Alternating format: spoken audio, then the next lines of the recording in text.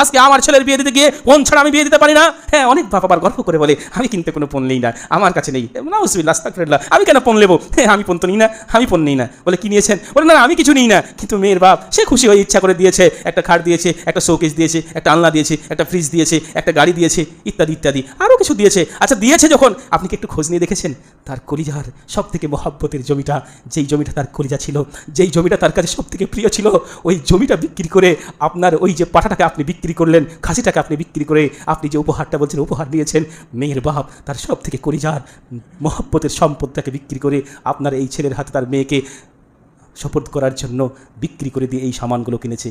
আপনি তো খুব সুফি সাহেব, আপনি তো দুবার হজ করা মানুষ, আপনি তো 5 ওয়াক্তের সালাত পড়া মানুষ, আপনি তো তাহাজ্জুদ পড়া মানুষ, আপনি কেন পণ নেবেন? কিন্তু আপনি একবার খবর নিলেন না আপনার বৌমার যে বাবা, আপনার বিহাই মশাই তার কলিজার টুকরা জমিটাকে বিক্রি করে দিয়ে আপনার ওই বেহায়া সন্তানের জন্য, তার মেয়েটা একটু ভালো থাকবে, তার মেয়ে